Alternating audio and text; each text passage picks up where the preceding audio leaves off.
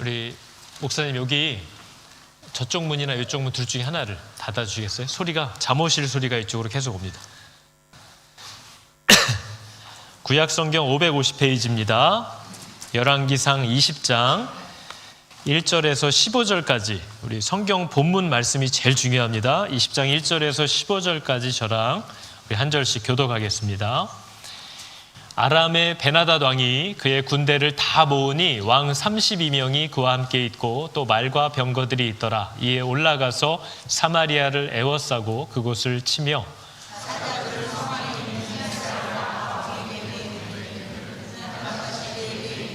내 은금은 내 것이요 네 아내들과 네 자녀들의 아름다운 자도 내 것이니라 하매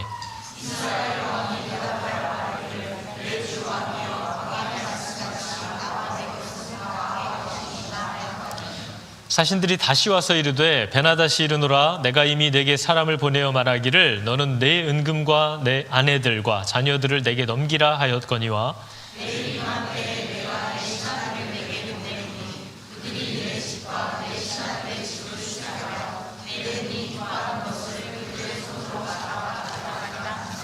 이에 이스라엘 왕이 나라의 장로를 다 불러 이르되 너희는 이 사람이 악을 도모하고 있는 줄을 자세히 알라. 그가 내 아내들과 내 자녀들과 내 은금을 빼앗으려고 사람을 내게 보냈으나 내가 거절하지 못하였노라.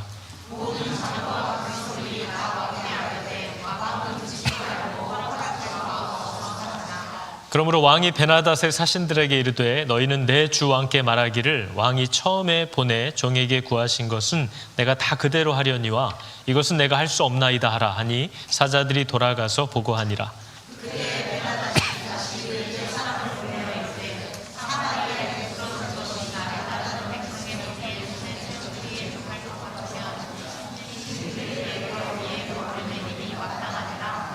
이스라엘 왕이 대답하여 이르되 갑옷 입는 자가 갑옷 벗는 자 같이 자랑하지 못할 것이라 하라 하니라.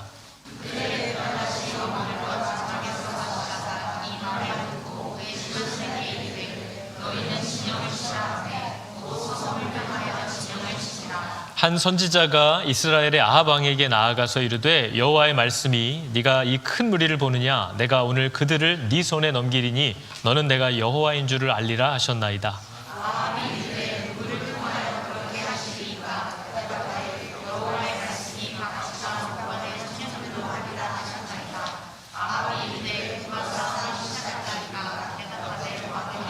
같이 읽겠습니다.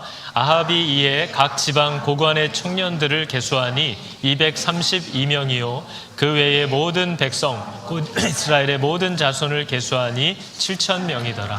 아멘. 자, 여러분 지금 우리가 보고 있는 열왕기서의 내용들은요 정말 우리들의 삶에 굉장히 밀접한 내용들을 다루고 있습니다. 저희들이 세상을 살면서 특별히 믿는 성도로 세상을 살면서 만나게 될 질문들 또 나오게 될 원망들 하나님에 대한 어떤 궁금함들 이런 모든 내용들이 지금 우리가 보고 있는 내용들에 그대로 다 들어있거든요. 우리가 지난 한 주간 살펴봤고 수요일 날도 살펴봤지만요 이스라엘의 하나님이 내부적인 문제를 허락합니다. 왜냐하면 그들이 하나님을 기억하지 않고 하나님을 떠나고 자기들이 스스로 왕되어서 자기 마음대로 살고 있기 때문에 하나님이 그들에게 일단 내부적인 문제를 허락하세요. 그게 기근이라는 겁니다. 근데 이 기근은 단순히 3년 6개월 동안 물이 없어서 먹고 살기 힘든 기근만이 아니라 3년 6개월 동안 그 말씀을 전했던 엘리야를 다시 찾을 수 없었던 그래서 그 이후에 하나님의 어떤 말씀도 들을 수 없었던 말씀의 기근이기도 합니다. 그게 여러분 저희의 삶에 늘 겪는 거예요. 먹고 살기 힘든 게 얼마나 힘든 겁니까? 근데 하나님과의 관계에도 기근이 생겨요. 말씀이 들리지 않습니다. 은혜가 없어요. 뭔가 회복됨도 없고 감사도 없어요. 예배를 드리고 말씀을 읽고 찬양을 하고 기도를 해도 아무런 공급도 회복도 없는 것 같은 그런 은혜의 영적인 말씀인 기근이 또 우리들의 삶에 언제나 있습니다. 그죠? 그게 여러분 얼마나 심각한 문제입니까? 먹고 살기 힘들 때 믿음이라도 충만하면 살아볼 만한데 먹고 살기도 힘든데 말씀의 기근도 따라오고 있다는 거죠. 근데 이런 상황을 보여주면서 우리가 지난 수요일도 나눴듯이요. 똑같은 상황인데 한 사람은 하나님을 더 대적하는 방향으로 나아가고 오바댜라고 하는 아합의 신하는 먹고 살기도 힘들고 말씀도 끊어졌는데 여전히 하나님에 대한 자신의 신뢰를 드러내는 찬양의 기간으로 그 3년 6개월을 사용합니다.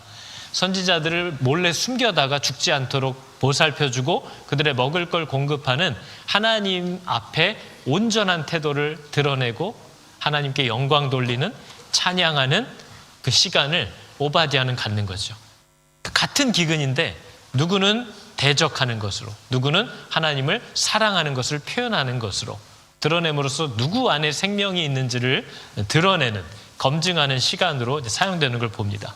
우리가 바로 어제 읽은 말씀도 보면요, 하나님이 막 산을 쪼갤 것 같은 바람 가운데에도 혹은 지진, 불 가운데에도 하나님이 있지 않으셨는데 세미한 음성을 통해서 당신의 뜻을 당신의 선지자에게 전달해 주는 장면을 우리가 봅니다.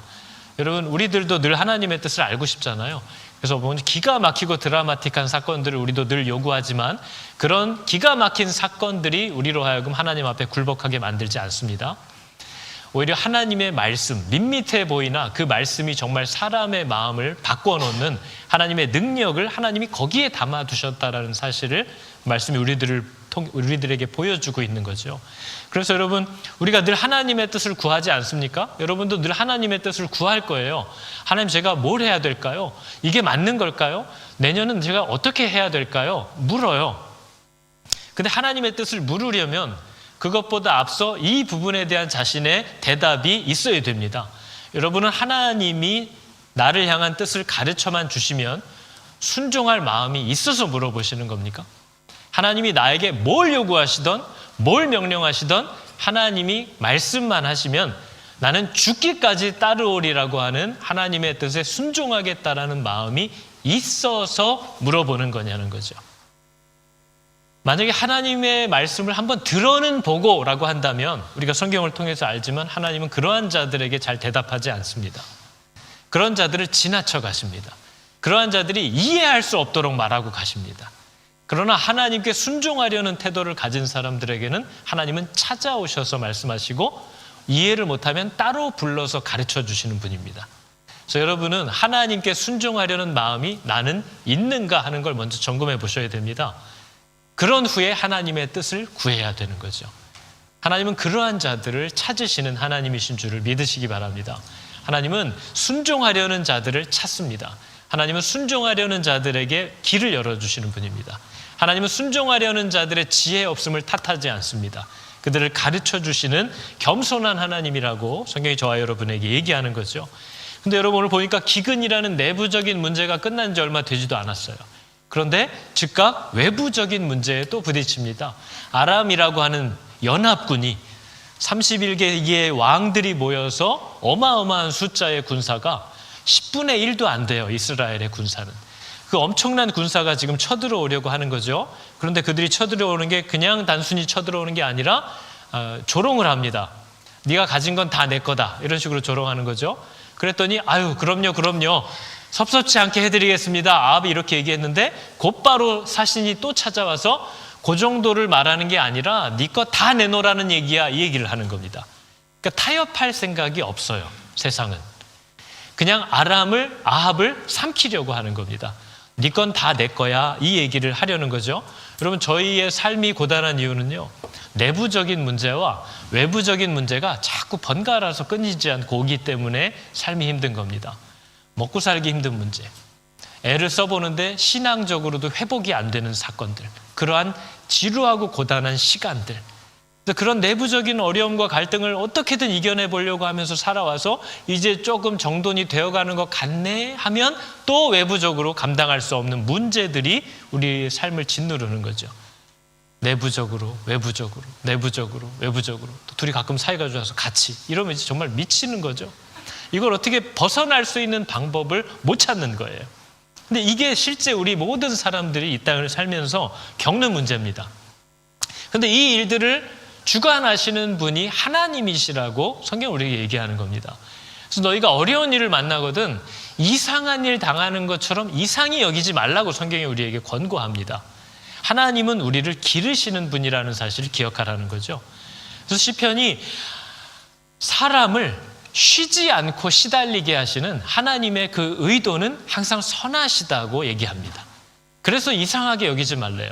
이 땅을 잠깐 살아가는데 우리들이 여러분 얼마나 하나님 보시기에 온전치 않습니까 사실. 우리가 내 어린 자녀하고 1시간만 있어도 잔소리를 어마어마하게 하는 사람들인데 하나님이 우리와 함께 하면서 다룰 것이 없도다 할 일이 없다는 거죠. 그래서 우리들을 계속해서 사망으로 달려가려고 하는, 하나님께 등을 돌리려고 하는 우리들을 끊임없이 붙잡아 끌어당기시는 그 하나님의 의도는 늘 선하다고 얘기하는 겁니다. 그래도 이건 너무하지 않아요? 근데 여러분 그 정도로 하지 않으면 돌아오지 않을 사람이 우리라는 걸 알아야 됩니다. 우리는 그 정도로 바뀌지 않아요. 부부가 결혼해서요 그 난리를 치고 머리끄댕이를 잡아도 안 바뀝니다. 네가 그런다고 내가 바뀔 줄 알고 얼마나 강팍한지 몰라요 사람은. 그 사람들을 다루시는 하나님의 열심이, 하나님의 사랑이 우리를 떠나지 않는다 하는 것이 바로 복음입니다. 그게 우리가 받은 은혜라는 거죠.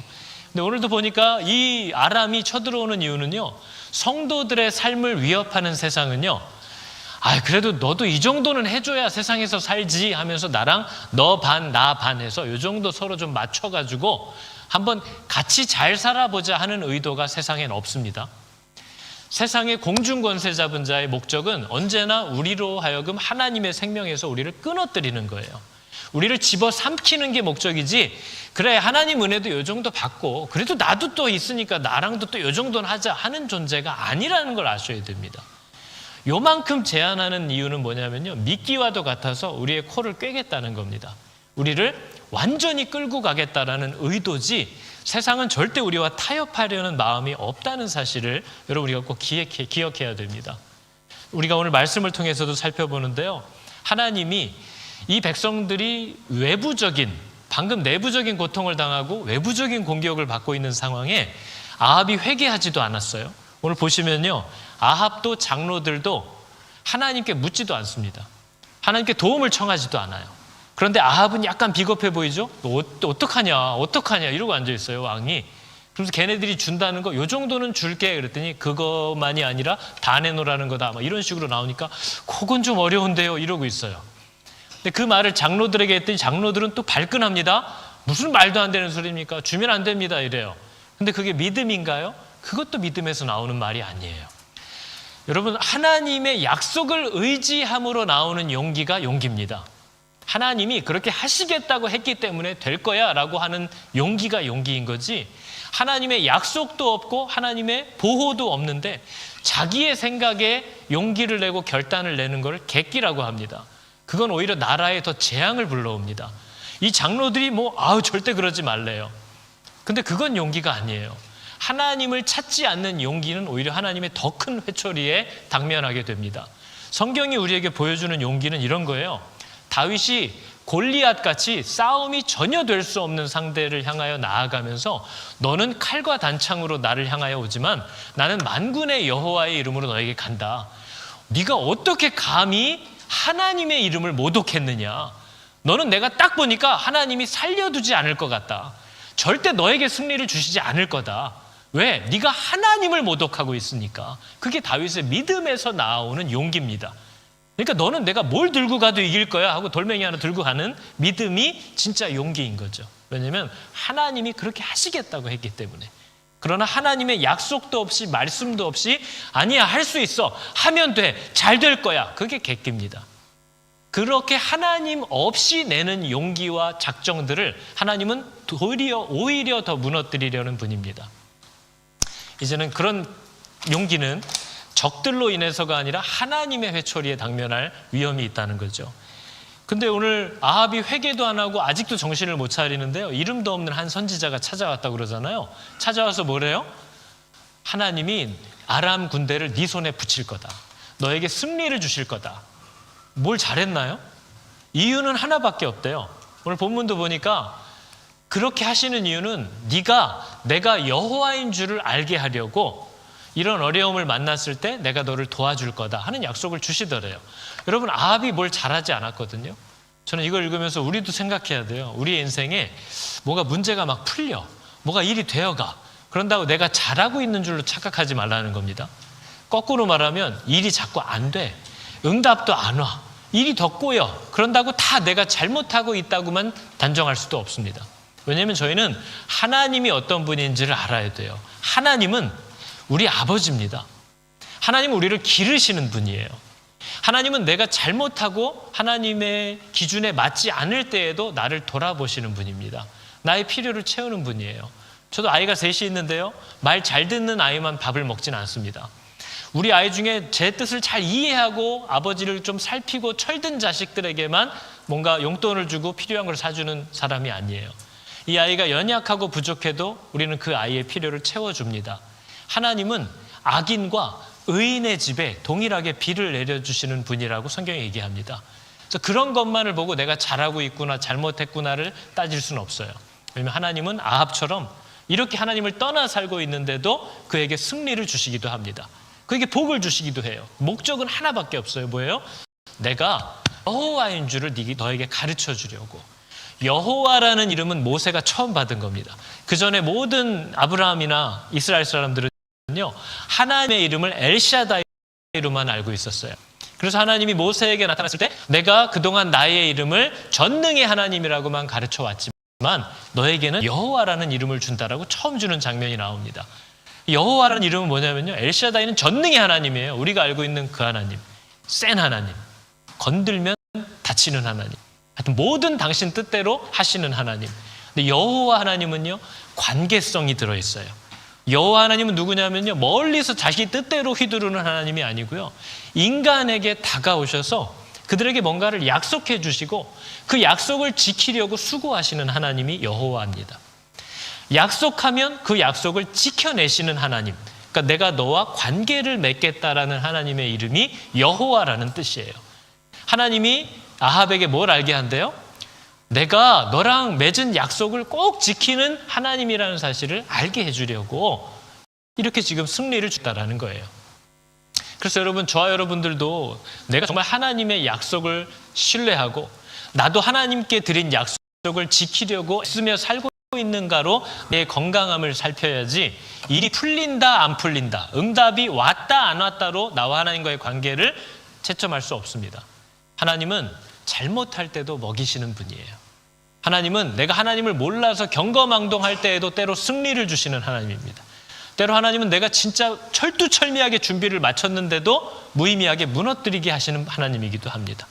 그러니까 나의 삶에 일어나는 일들은요, 내가 저분이 정말 나를 사랑하시고 내게 주신 약속대로 나를 다루시는 분이라는 걸 배우게 하려고 그분이 일하시는 거지, 내 행위에 따라서 잘했어, 못했어, 잘했어, 못했어 하시는 하나님이 아니에요. 그런 부모가 어디 있어요? 우리를 기르시는 하나님이신 줄 여러분 믿으시기 바랍니다. 그러니까 사소로운 것들에 마음 막 뿌듯해했다가 죄책감 느꼈다가 할 것이 아니고요, 내가 하나님과의 관계를 어떻게 맺어가고 있는가를 늘 살피는 거예요. 그러면서 때로 과분한 받을 수 없는 은혜를 하나님 주셨을 때, 맞아요 하나님, 이런 나에게도 여전히 은혜를 주시는 그 약속을 지키시는 하나님이신 줄을 내가 또 까먹고 있었다. 하나님을 늘 발견할 수 있는 그 은혜를 우리가 누려야 되는 거죠. 그래서 하나님이 우리를 혼내기도 하고요, 또 때로 우리를 도와주시기도 해요. 그 이유는 하나님은 정말 약속대로 하시는 분이구나 라는 것을 우리로 하여금 깨닫게 하시려고 그 일을 한대요. 그렇다면 여러분, 저와 여러분이 지금 이 땅을 살면서 어려운 일을 만나던 감사한 일을 만나던 고달픈 시간을 지나가든지 그 목적은 다 뭐예요?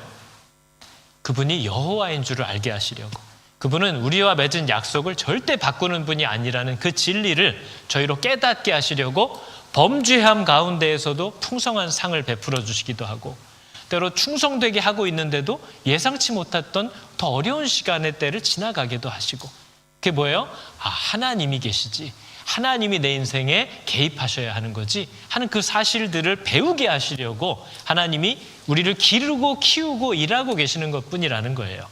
그러니까 여러분, 우리는 감사함으로 나도 그분과 똑같은 반응을 보이려고 애써야 할 줄로 믿습니다. 그게 우리가 마땅히 힘써야 하는 일인 거죠. 그래서 여러분, 하나님이 누구인지를 알게 하려고 지금 하나님이 일하시는 것처럼 저와 여러분 같은 성도들도요, 이 땅에 우리가 사는 목적은 세상이 이분이 정말 약속대로 하시고 계시는 하나님이라는 사실을 세상도 알게 하려고 우리가 이 땅을 살고 있는 겁니다. 그럼 여러분, 사람들이 성도의 모습을 보면서 진짜 하나님 살아계시구나, 이걸 어떻게 알 수 있을까요? 예수 믿으니까 과연 잘 사는구나, 이렇게 해야 하나님이 드러나는 건가요? 이렇게 착각하는 사람들 교회 안에 지금도 많아요. 야, 역시 목사님네 가정은 예수를, 역시 목사님이라서 그런가 봐. 코로나가 이렇게 지나가는데도 가족 중에 아무도 안 걸려. 뭔가 달라. 저희 막 2번, 3번 걸리고 난리 났었어요. 진짜 뭐가 다르구나. 막 차 사고가 났는데 막 강도사님 다치고 막 그러는데 담임 목사만 딱 안 다쳐. 그러면 와, 과연 다르구나. 이렇게 뭔가 남들이 겪는 고난과 불운에서 벗어나 있어야 정말 하나님이 살아계시는 것을 내가 증거하는 사람이 될 수 있는 건가요? 전혀 그렇지 않다는 거죠. 여러분, 성경의 믿음의 선배들을 보면요, 모든 재앙과 고난의 자리에 다 같이 들어가 있습니다. 때로는 더 심한 자리에 들어가서 시달리고 있어요. 그런데 이 사람들은 하나님을 모르는 사람들과 좀 다른 반응을 보인다는 거죠. 우리가 이 땅에서 하나님을 드러내는 방법은요, 해 아래에 살고 있어요.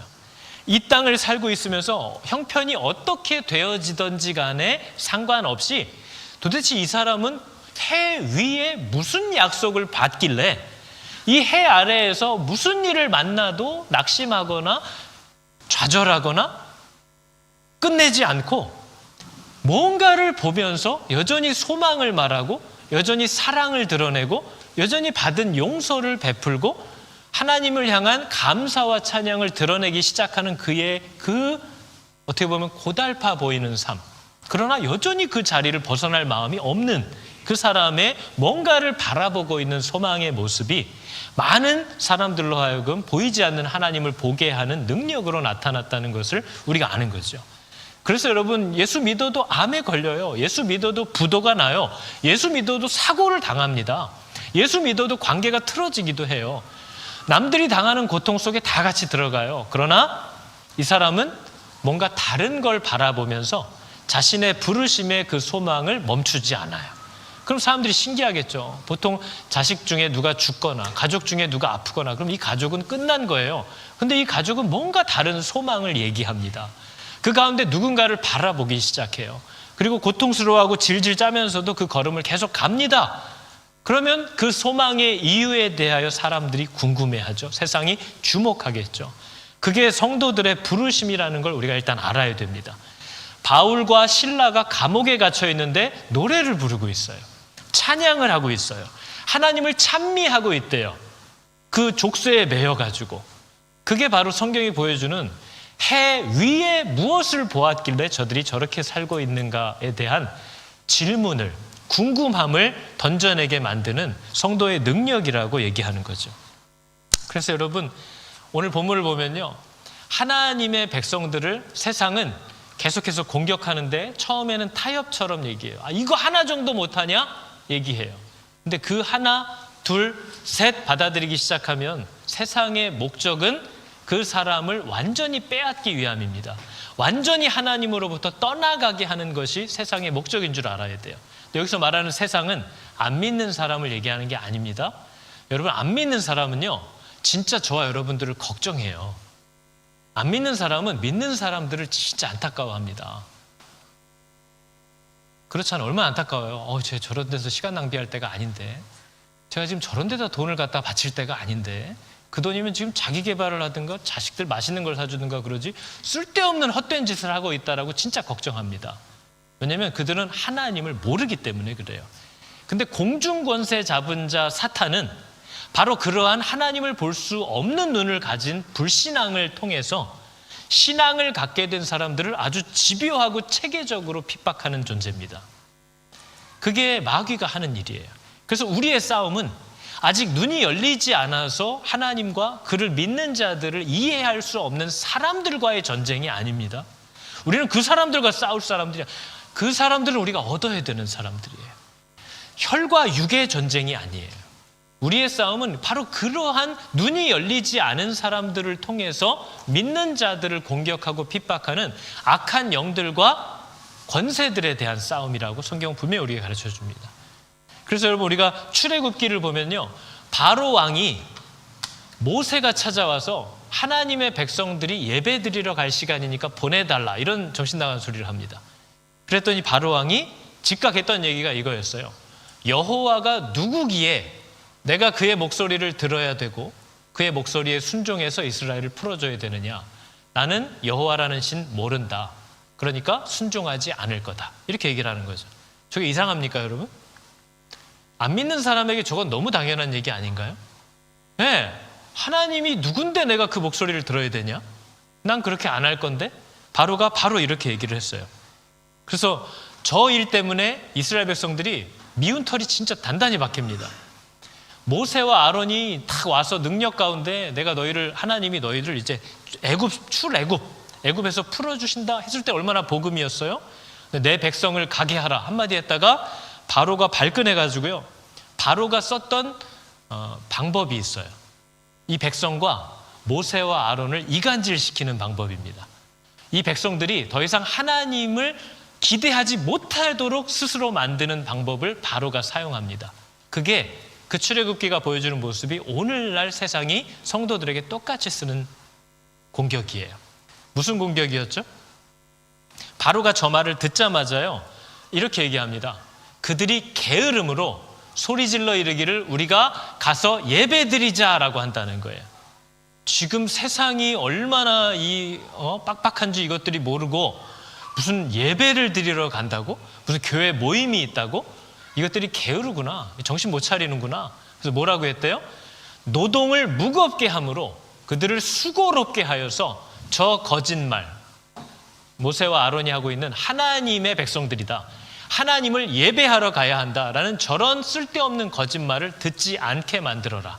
이게 바로가 내린 처방이에요. 그래서 어떻게 했어요? 벽돌 굽는 일이 안 그래도 힘들어서 그거 하다가 죽어나가는 사람들이 넘치는데 화를 내는 거죠. 바로가 지푸라기를 진흙 반죽에 섞어야 되는데요, 그동안은 지푸라기는 공급해 줬어요. 그러니까 이거 잘 벽돌만 만들어 했는데 지푸라기도 니들이 나가서 주워와. 근데 벽돌 양은 똑같이 만들어. 그랬더니 여러분 일이 너무 힘들어졌어요. 그랬더니 백성들이 당장 누가 원망스럽겠습니까? 모세와 아론이 아주 너무 미운 거죠. 너는 왜 쓸데없는 얘기를 해가지고 내가 지금 얼마나 고통받는지 아냐. 그래서 모세와 아론에게 아주 시비를 걸고 막 잡아 죽이려고 하는 겁니다. 그게 오늘날 세상에서도 여전히 일어나는 일이에요. 여러분 다 초창기에 믿음이 있을 때는요, 내가 목자로 그래도 섬길까? 교사로 한번 해볼까? 내가 그래도 예배 생활은 좀 똑바로 해야지. 맞아, 내가 말씀을 너무 떠나 있었던 것 같아. 말씀 앞에 서야지. 근데 여러분 삶의 고단함이 우리를 누릅니다. 정말 어마어마한 과도한 업무량의 사람이 막 짓눌리기 시작하잖아요. 그리고 내가 예수 믿는다고 예배 갖고 뭐 한 것 때문에 회사에서도 은근히 나를 불링하는 느낌이 자꾸 나요.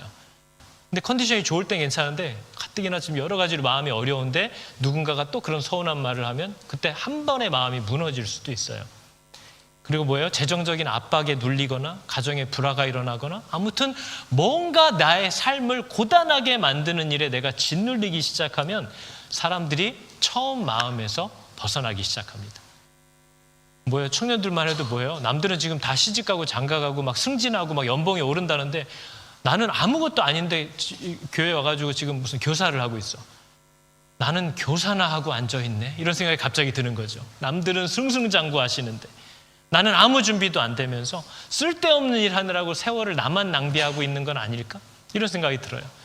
예배 드리러 오라고 했더니 즐겁게 오다가 기쁘게 오다가 집에서 예배 드리는 것 때문에 엄마 아빠랑 싸우고 남편하고 아내랑 싸우고 애하고 한번 된통 한번 난리를 치고 나니까 갑자기 예배 드리러 오라고 하는 문자 보낸 목사가 막 잡아 죽이고 싶을 만큼 미워요. 이 인간은 하필 이걸 또 보내고 앉아있네. 여러분 오늘은 수요기도회가 있는 날입니다. 하필 그 문자를 정말 마음이 무너지는 때 받는 거죠. 회사에서 마음이 무너지는 때 그 메시지를 받는 거죠. 그럼 누구에 대한 원망이 생겨요? 이걸 보낸 놈에 대한 원망이 생기는 거죠. 그럼 궁극적으로 누구에 대한 원망이에요? 하나님에 대한 원망이에요. 왜 이런 일들을 내 삶에 안 그래도 고단한데 지워주고 있을까 하는 것에 대한 분노가 내 마음에 들어오는 거죠. 그래서 여러분 열왕기서가 계속 반복했던 게요, 이 왕이 하나님이 말씀을 담아 보낸 선지자를 어떻게 대하는가를 열왕기는 계속 보여줍니다. 그게 뭐냐면요, 이 왕이 하나님을 대하는 태도이기 때문에 그래요. 왕과 하나님의 말씀을 가진 선지자와의 관계가 열왕기서가 계속 보여주는 내용이에요. 그러니까 미가야가 고난받고 예레미야가 죽도록 터지고, 이런 얘기들이 뭐예요? 하나님이 뭔데 내 삶을 이렇게 어렵게 만드냐? 왜 내 삶에 불편한 얘기를 하냐? 가뜩이나 불안해 죽겠는데 재수없는 소리를 하냐? 하면서 붙잡아서 수염을 뽑고 때리는 거예요. 결국은 누구를 향해서 화내는 거예요? 하나님을 향해서 화내고 있는 거예요. 오늘날 성도들이 말씀에 대해서 대하는 태도가 똑같습니다. 여러분과 저와의 관계가 여러분과 하나님과의 관계를 어쩌면 일면 보여줍니다. 왜 저런 걸 자꾸 얘기할까? 왜 저런 걸 자꾸 요구해서 내 삶을 피곤하게 만들까? 내가 얼마나 힘들고 바쁜지도 저 인간 모르면서, 그게 누구를 결국 향해서 하는 얘기예요? 하나님께 하는 얘기예요. 하나님께 서운한 거예요. 그러니까 나와 선지자와의 관계, 나와 말씀으로 은혜로 나에게 주려고 하는 사람들과의 관계가 나와 하나님과의 관계라는 거죠. 근데 이거를 망가뜨릴 수 있는 마귀의 최고의 무기는 성도의 삶을 무겁게 하는 겁니다. 이게 예나 지금이나 항상 있어왔던 거예요. 여러분, 늘 연초에는 하나님을 향하여 마음을 품지만 중간쯤 가면 삶이 고단해지면서 모든 생활의 염려에 짓눌리면서 하나님과 맺었던 약속들이 부담스럽게 느껴지고, 그것을 나로 하여금 힘있게 붙잡도록 도와주는 사람들에 대한 원망으로까지 나아갑니다. 그게 늘 일어나는 일이에요. 그게 출애굽기에서도 이미 보여주는 일이에요. 게으르다 하면서 일하지 않는다는 거예요. 뭐라고 얘기해요? 너희가 게으르다. 그러므로 너희가 이르기를 가서 예배드리자 하는도다. 웃기고 있구나. 무슨 예배드리고 기도드리고 무슨 청소년부 애들을 만나러 모임이 있고, 네가 세상에서 그렇게 해서 살 수 있을 것 같아? 가서 일해라. 이게 바로가 내린 처방입니다. 그랬더니 정말 어떻게 됐어요?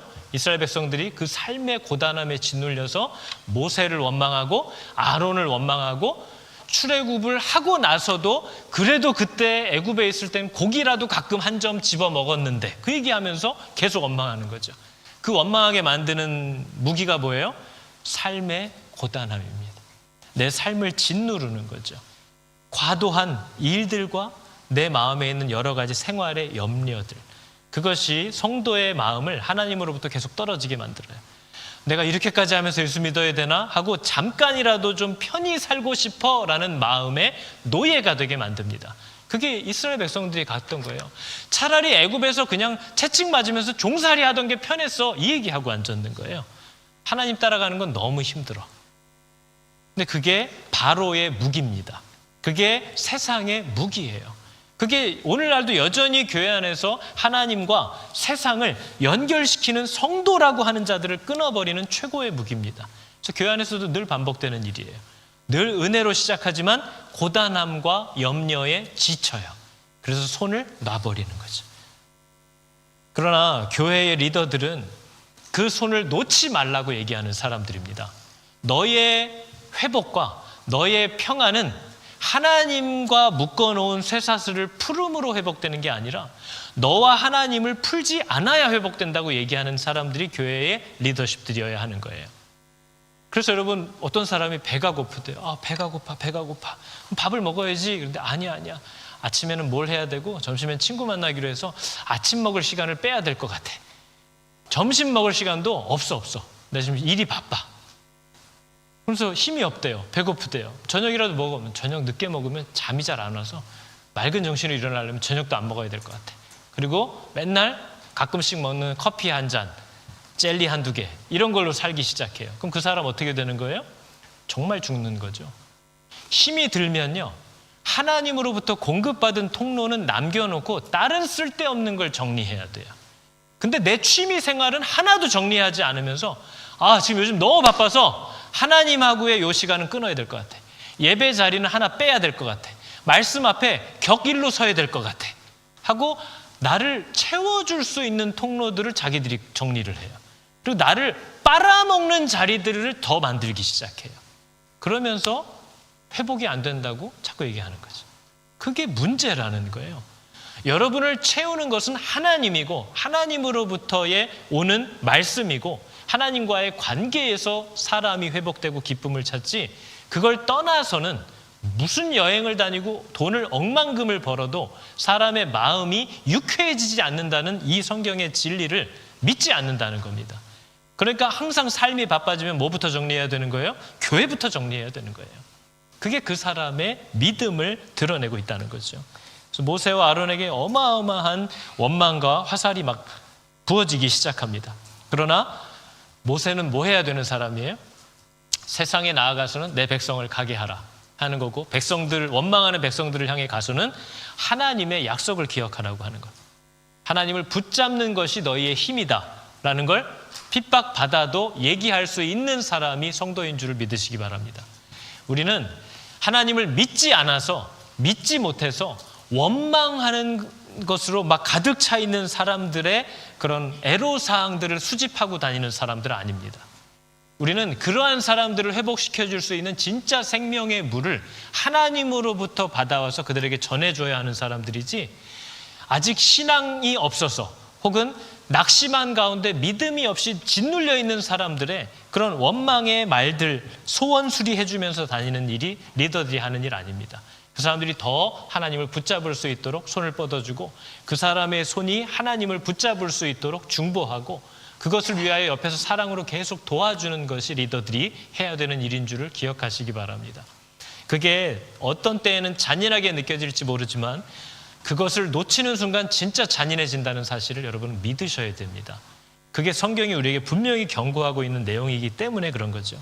그러니까 여러분, 저도 성도들 가운데 두렵고 불안한 마음을 막 다잡으면서 믿음으로 발걸음을 다시 떼보려고 하는 성도들을 진심으로 축복하고 정말 그들을 위해서 어떻게 기도하는지 몰라요.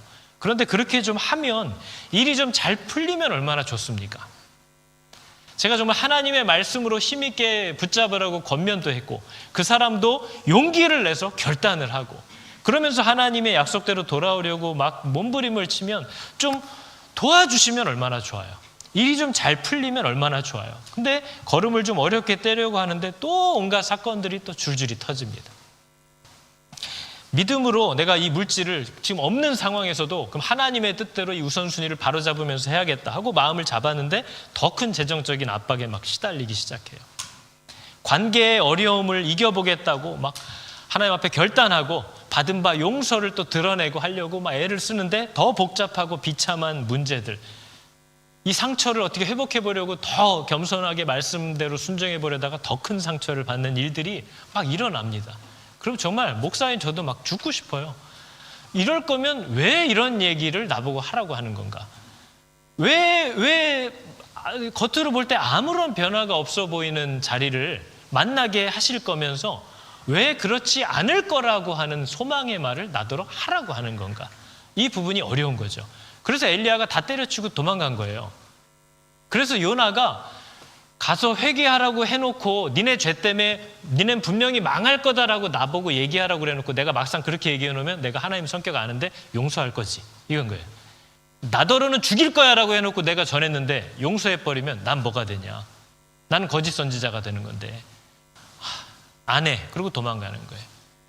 이 소망의 약속들을 전하는 사람들도 여러분 삶이 짓눌리고 고단합니다.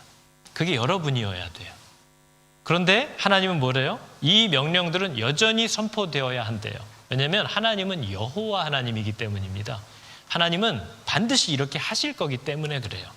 지금 점처럼 살아가고 있는 내 짧은 인생이 그 결과를 다 보지 못해서 내 마음이 염려되고 불안한 것이지, 모든 호흡하는 사람들이 나중에 하나님 앞에 서면 하나님 정말 약속대로 했네 라고 다 얘기할 거라는 거예요. 그러니까 자꾸 되어지는 상황이 아닌 것 같아서 말 바꾸지 말라는 거예요. 말씀하신 대로 얘기해 주라는 거예요. 그러면 그 말씀대로 된 때를 모두가 결국 만나게 될 거기 때문에 누구도 부인할 수 없는 하나님의 신실하심을 찬양하게 될 거다. 근데 상황이 애매한 것 같아서 말 요렇게 바꾸다가는 너 나중에 혼난다. 너 하나님의 모습을 왜곡시킨 자로 아주 드러날 거라는 거죠. 그래서 성도는 아닌 것 같을 때에도 이 약속이 정말 그렇다는 것을 믿는 그 하나님 주시는 믿음 가운데 서 있어야 될 줄을 믿습니다.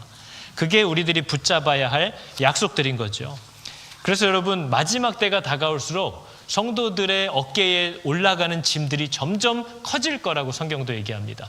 우리가 다니엘서를 보면요, 다니엘이 첫 번째 짐승, 두 번째 짐승, 세 번째 짐승 나와서 일어나는 일들을 보는데 막 마음이 두려운 거예요. 마지막 때에 이런 일들이 일어나면 이거 어떻게 할까, 어떻게 감당할까 두려운데 네 번째 나타난 짐승이 압권이었습니다. 이 짐승은 앞서 세 짐승과도 너무 다른 거예요. 다니엘이 마음이 두렵기 시작한 겁니다. 이렇게 말하죠. 이에 내가 넷째 짐승에 관하여 확실히 알고자 하였으니 곧 그것은 모든 짐승과 달라서 심히 무섭더라. 이 뭘까? 무슨 일일까? 어떻게 된다는 걸까? 그랬더니 뭐라고 천사가 설명을 해줘요? 그 짐승이 장차 지극히 높으신 이를 말로 대적하며 또 지극히 높으신 자의 우리들을, 성도들을 어떻게 한대요? 괴롭게 한다. 근데 저 원래 번역이 지치게 한다는 뜻입니다.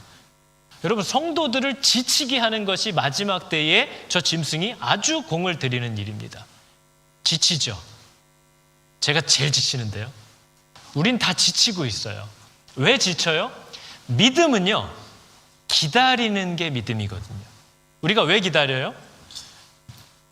안 믿으면 안 기다려요. 안 될 거라고 생각하니까. 근데 기다리는 건 뭐예요? 확실히 저렇게 될 줄을 믿게 되었는데 그게 아직 되지 않았기 때문에 될 때까지 기다리는 게 믿음입니다. 그래서 믿음의 정의는 쉽게 말하면 잘 믿는다는 말은 잘 기다린다는 뜻이에요. 성격 급한 사람들을 잘 못 믿어요. 잘 기다리는 게 잘 믿는 겁니다. 근데 지치게 하는 건 뭘 못하게 하는 거예요? 기다리지 못하게 하는 거죠. 믿음을 뺏어가기 시작할 거예요. 아, 내가 해봤는데 아니야 라고 지치게 하는 거죠. 그래서 그 믿음에서 벗어나게 하는 게 저 넷째 짐승이 하는 일입니다. 모든 지극히 높으신 자의 성도들을 이제 지치게 할 거예요. 그리고 그가 또 때와 법을 고치고자 할 거래요. 저 때는 복수로 되어 있고요, 법은 단수로 표현되어 있습니다. 그러니까 때들과 법이라는 뜻이에요. 때들은 뭐예요? 하나님과 사람이 함께하기 위하여 만들어낸 되게 다양한 절기들과 방법들과 결단들과 약속들, 그런 때들. 그리고 법은 뭐예요? 하나밖에 없는 단수법, 하나님의 말씀. 이것을 고치고자 할 거래요. 다 무너뜨리기 시작할 거라는 거죠. 마지막 때에. 그리고 성도들은 그의 손에 붙임 바가 되어 한 때와 두 때와 반 때를 지내리라. 이렇게 되어 있어요. 저거에 대한 해석도 이미 다양하게 다 나와 있습니다. 근데 그 모든 해석들이 결국 얘기하고자 하는 가장 중요한 메시지는 그겁니다. 저 짐승의 때가 정해져 있다라는 뜻이에요. 저 짐승의 때에 성도가 받는 고난도 일시적일 거라고 우리에게 분명히 얘기해 주시는 겁니다. 저게 끝도 아니고 영원하지도 않을 거고 저 때만큼 하나님이 정해두심이 있다. 그러나 성도들은 뭘 해야 되는 거예요? 이런 지치는 때에, 무게에 짓눌리는 때에, 우리가 지난주 봤듯이 오바댜처럼 먹고 사는 기근과 말씀의 기근에 짓눌려서 아무것도 하고 싶지 않은 바로 그때에 오바댜가 뭘 했어요? 그 재수없는 말씀 전해주고 사라져버린 선지자들 100명을 아합은 다 죽이려고 하는데 몰래 빼서 숨겨놓고 그들에게 먹을 걸 공급하고 있어요. 그게 뭐예요? 기근의 때에 아무것도 주시는 게 없는 하나님을 향한 그의 신뢰와 믿음과 감사를 표현하는 3년 6개월의 찬양의 시간을 오바댜는 보내고 있어요. 그때 아니면 찬양하기 어렵습니다. 일이 돼서 감사하는 건 굳이 믿음이라는 게 필요 없습니다. 세상 사람도 일이 잘 되면 다 감사합니다. 그러나 성도가 하나님께 드리는 찬양은 아직 되어지지 않았을 때, 아직 이 일이 정말 그렇게 될지 알지 못할 때에 그 하나님이라는 존재에 대한 신뢰 때문에 넉넉히 감사할 수 있는 그 찬양을 성경이 말하는 찬양이라고 얘기하는 거죠. 돼서 감사하는 건 누구나 알 수 있어요. 지금 안 될 때 그걸 되게 하시는 하나님 앞에 감사하는 것이 사람에게 하나님이 기대하시는 찬양입니다. 그 찬양 들으실 수 있기를 여러분 축복합니다. 이젠 그만 좀 원망하세요. 예수 믿는다면서요. 하나님이 살아계시다면서요. 근데 뭔 걱정이 그렇게 많고 뭔 염려가 그렇게 많고 왜 자꾸 망했다 그러는 거죠? 그때 우리가 벌려야 할 입술이 찬양의 입술입니다. 감사의 입술이며 믿음의 선포들이 나와야 될 줄로 믿습니다. 그게 성도들의 고백인 거죠. 여러분, 이 찬양이 바로 성도들의 그러한 고백을 하라는 거예요. 주를 향한 나의 사랑을 주께 고백하게 하소서. 감사할 때는 당연히 할 수 있죠. 아싸 하면서 할 수 있죠. 근데 저 고백을 언제 해야 되는 거예요? 이 노래의 느낌을 대충 보면 아시겠지만 저게 기쁠 때 부르는 노래가 아닌 것 같습니다. 정말 답답함과 불안함 가운데 하나님을 향한 나의 사랑을 고백하게 해달라는 거 아닙니까? 아름다운 주의 그늘 아래 살게 해달래요. 저게 무슨 뜻이에요? 하나님의 법, 그 말씀 아래 내가 머물고 싶다는 거예요. 하나님께 순종하는 자리에 서 있겠다는 거예요. 그 그늘 아래 살 때 우리는 어떤 복을 받아요? 주를 보게 하시는 하나님의 은혜를 경험할 거라는 거죠. 왜냐하면 이 주님의 말씀은요, 지금 여전히 긴가민가 하고 아직 안 되는 것 같은데 주의 말씀이 선포될 때 사람들만 몰라요. 죄인들만 몰라요. 그러나 땅과 하늘은 진동합니다. 왜냐하면 그를 창조하신 분의 말씀이 떨어졌기 때문에 저 말씀은 절대 땅에 떨어지지 않고 그 뜻을 이룰 거라는 걸 모든 피조물이 안다는 거예요. 땅과 하늘은 다 진동을 해요. 저와 여러분들만 해! 이러고 있지. 이게 문제인 거죠. 안 믿는다는 거죠. 그래서 우리는 어떻게 해요? 나의 사랑을 고백하리라. 나의 구원자, 나의 친구. 여러분, 이 고백들이 우리 안에 다 있을 줄을 믿습니다. 우리가 고단한 거 정상입니다. 우리가 너무 힘들어서 나 이제 그만하고 싶어, 정상이에요. 이상한 일 당하는 것처럼 이상히 여기지 말래요. 근데 하나만 하지 말래요. 놓친 말래요. 그런 마음, 느낌, 기분, 감정 다 정상인데 그래서 놓지 말래요. 그래서 떠나지 말래요. 그래서 바꾸지 말래요. 처음 주신 그 믿음 안에 서 있으래요. 우리가 힘들어한다고 막 괴로워한다고 투덜투덜 된다고 하나님이 혼내지 않습니다. 그러나 하나님이 진짜 혼내고 싶어 하시는 거, 그래서 놓지 말라는 거예요. 놓지만 않으면 잘했다고 하실 거래요. 잘했다고 칭찬하실 거래요. 여러분 꼭 붙잡으시기를 축복합니다. 같이 한번 찬양해 볼까요? 주를 향한 나의 사랑을 하나님 내가 고백하기를 원합니다. 주를 향한 나의 사랑을 주께 고백하게 하소서. 아름다운 주의 그늘 아래 살며 주를 보게 하소서. 주님의 말씀 선포될 때에 땅과 하늘 진동하리니 나의 사랑 고백하리라. 나의 구주 나의 2절 함께 찬양할까요? 부드러운 속삭임 부드러운 주의 속삭 나의 이름을 부르시 나의 이름을 부르시네. 주의 능력 주의 영광을 보이사 성령을 메마른 곳 거룩해지도록 메마른 곳 거룩해지도록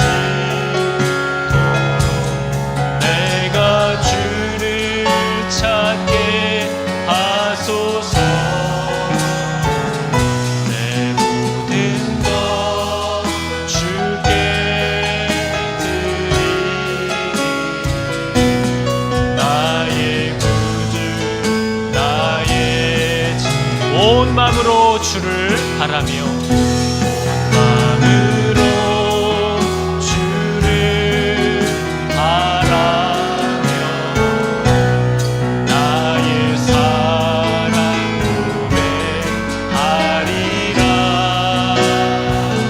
나를 향한 주님의 그 크신 사랑 간절히 알기 주의 은혜로 용서하시고 주의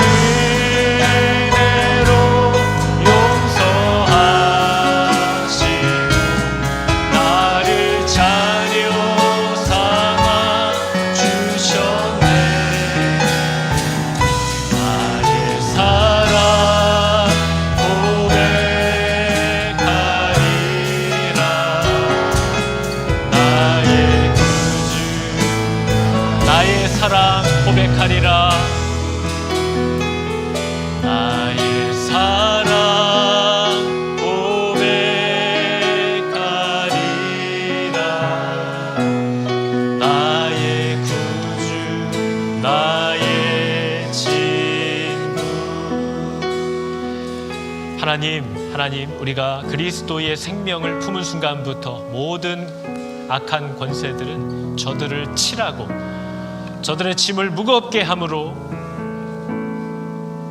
수고롭게 하여 그들로 하나님의 말을 듣지 않게 하라. 하나님, 이 명령 앞에 서 있는 마지막 때를 사는 저희들이 고단하고 지치고 힘든 그 원인을 우리를 구하러 오신 하나님으로부터 찾지 않고 우리의 생명이 되신 교회로부터 찾지 않고 우리를 위하여 더 큰 수고를 당하고 있는 또한 일꾼들에게서 그 원망의 이유를 찾지 않고 이 생명을 뺏어가려는 악한 권세들에 대한 분노와 또 이것을 뺏기지 않으려는 온전한 하나님을 향한 신뢰를 가지고 고단함 가운데에도 지침 가운데에도 더욱더 힘있게 하나님을 붙들기 시작하는 생명의 성령의 역사가 하나님 모든 믿는 자들에게 날로 커가게 하여 주사 마지막 때가 다가올수록 더욱더 능력 있고 더욱더 힘있게 하나님을 사모하고 사랑하고 순종하는 믿음의 사람들이 더욱더 나타나고 자라나고 세워져 가게 하여 주시옵소서. 하나님, 어둠이 넘치는 곳에 또한 하나님의 은혜와 빛이 더욱더 부어진다고 하신 약속을 기억하고 신뢰합니다. 하나님, 세상의 악한 소식을 들을수록 하나님의 은혜와 하나님의 사람들은 더욱더 준비되고 있음을 깨달아 알게 하여 주셔서 나도 모르는 사이에 그 생명의 무리에서 벗어나고 떠나가는 일이 없도록 주여 나를 붙잡아 하나님의 역사하심의 그 중간에 아버지 나를 넣어주시옵소서. 나를 사용하여 주시옵소서. 여호와는 내게 복을 주시고 너를 지키시기를 원하며 여호와는 그의 얼굴을 비추사 은혜 베푸시기를 원하며 여호와는 그 얼굴을 너에게로 향하여 드사 평강 주시기를 원하노라. 아멘.